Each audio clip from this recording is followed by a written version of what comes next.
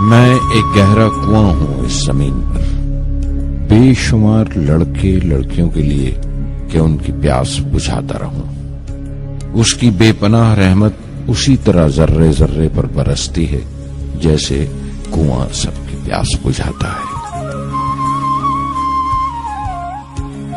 اتنی سی کہانی ہے میری، زین العابدین اور عاشی اماں کے بیٹے کی کہانی، اس لڑکے کی کہانی جو اخباریں بیچ کر اپنے بھائی کی مدد کرتا تھا، اس شاگرد کی کہانی جس کی پرورش شیو سبرمنی آئیر اور ایادورائی سولومن نے کی، اس ودیارتھی کی کہانی جسے پنڈلے ماسٹر نے تعلیم دی، ایم جی کے مینن اور پروفیسر سارا بھائی نے انجینئر کی پہچان دی، جو ناکامیوں اور مشکلوں میں پل کر سائنسدان بنا، اور اس رہنما کی کہانی جس کے ساتھ چلنے والے بے شمار قابل اور ہنرمند لوگوں کی ٹیم تھی۔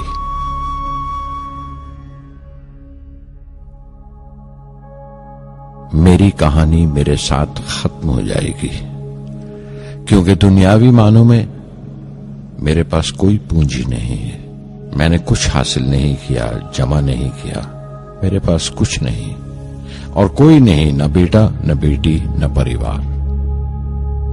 میں دوسروں کے لیے مثال نہیں بننا چاہتا، لیکن شاید کچھ پڑھنے والوں کو پریرنا ملے کہ انتم سکھ روح اور آتما کی تسکین ہے، خدا کی رحمت ان کی وراثت ہے۔ میرے پردادا اول، میرے دادا پکیر اور میرے والد زین العابدین کا خاندانی سلسلہ عبدالکلام پر ختم ہو جائے گا، لیکن خدا کی رحمت کبھی ختم نہیں ہوگی، کیونکہ وہ امر ہے، لافانی ہے۔ پورنمدః پورنمدః پورنات پورنمدچتے پورنस्य پورنمادائے پورنمیواوششیتے۔ پورنمدః پورنمدم پورنات پورنمدچتے پورنस्य پورنمادائے پورنمیواوششیتے۔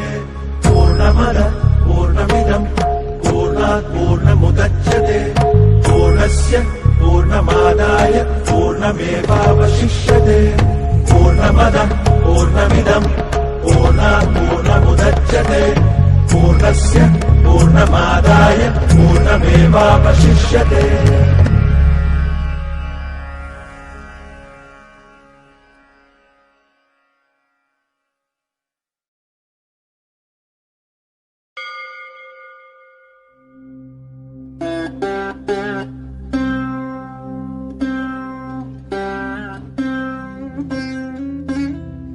میں شہر رامیشورم کے ایک مڈل کلاس تمل خاندان میں پیدا ہوا۔ میرے ابا زین العابدین کے پاس نہ تعلیم تھی نہ دولت، لیکن ان مجبوریوں کے باوجود ایک دانائی تھی ان کے پاس اور حوصلہ تھا، اور میری ماں جیسی مددگار تھی عاشی اماں۔ ان کی کئی اولادوں میں ایک میں بھی تھا، بلند قامت ماں باپ کا ایک چھوٹے سے قد والا معمولی شکل و صورت کا لڑکا۔ اپنے پشتینی مکان میں رہتے تھے ہم، جو کبھی 19ویں صدی میں بنا تھا۔ کافی وسیع اور پکا مکان تھا رامیشورم کی مسجد سٹریٹ میں۔ میرے ابا ہر طرح کے عیش و آرام سے دور رہتے تھے، مگر ضروریات کی تمام چیزیں میسر تھیں۔ سچ تو یہ ہے کہ میرا بچپن بڑا محفوظ تھا، مادی طور پر بھی اور جذباتی طور پر بھی، مٹیریلی اینڈ ایموشنلی۔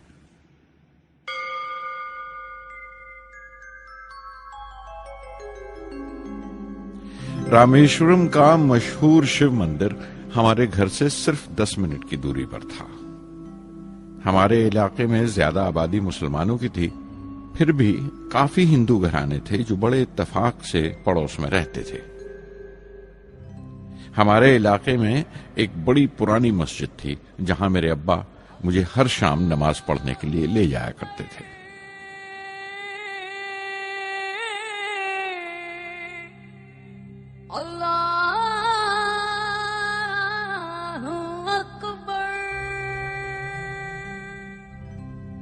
رامیشورم مندر کے بڑے پروہت पक्षी लक्ष्मण शास्त्री मेरे अब्बा के पक्के दोस्त थे। मेरी बचपन की यादों में आंकी हुई एक याद ये भी थी कि अपने अपने रवायती लिबास में बैठे हुए वो दोनों कैसे रूहानी मसलों पर देर देर तक बातें करते रहते थे। मेरे अब्बा मुश्किल से मुश्किल रूहानी मामलों को भी तमिल की आम जबान में बयान कर लिया करते थे। एक बार मुझसे कहा था, जब आफत आए तो आफत की वजह समझने की कोशिश करो, मुश्किलें हमेशा खुद को परखने का मौका देती हैं।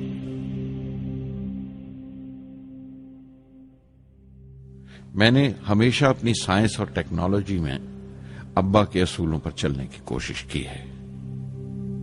मैं इस बात पर यकीन रखता हूं कि हमसे ऊपर भी एक आला ताकत है, एक महान शक्ति है जो हमें मुसीबत, मायूसी और नाकामियों से निकालकर सच्चाई के मुकाम तक पहुंचाती है।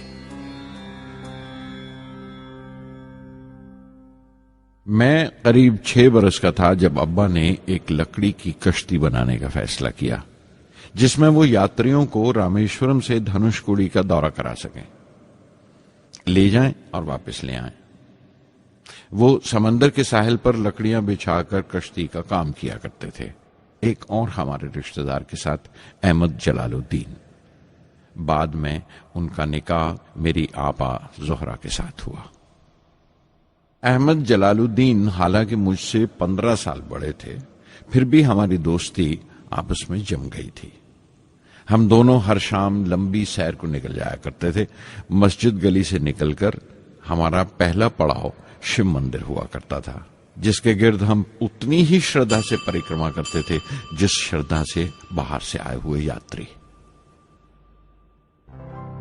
जलालुद्दीन ज्यादा पढ़ लिख नहीं सके उनके घर के हालात की वजह से, लेकिन मैं जिस जमाने की बात कर रहा हूं, उन दिनों हमारे इलाके में सिर्फ वही एक शख्स था जो अंग्रेजी लिखना जानता था।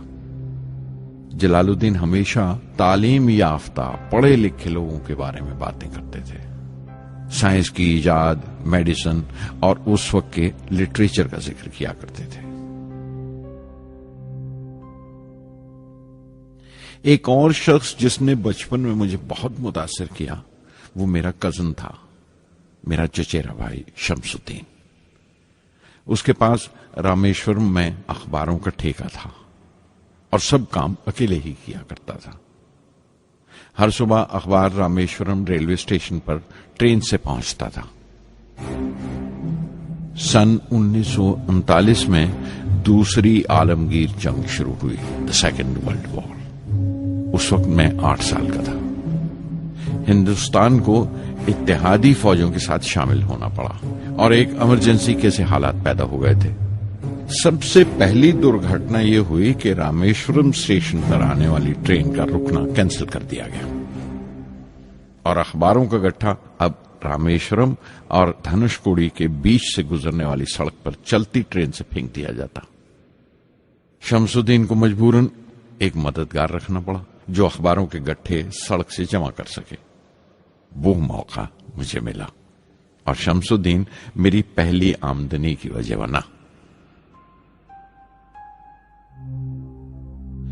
हर बच्चा जो पैदा होता है वो कुछ समाजी और आर्थिक हालात से जरूर असरअंदाज होता है और कुछ अपने जज्बाती माहौल से भी। उसी तरह उसकी तरबियत होती है। मुझे दयानतदारी और सेल्फ डिसिप्लिन अपने अब्बा से विरासत में मिला था और मां से अच्छाई पर यकीन करना और रहमदिली। लेकिन जलालुद्दीन और शमसुद्दीन की सोहबत से जो असर मुझ पर पड़ा, उससे सिर्फ मेरा बचपन ही महज अलग नहीं हुआ, बल्कि आइंदा जिंदगी पर भी उसका बहुत बड़ा असर पड़ा।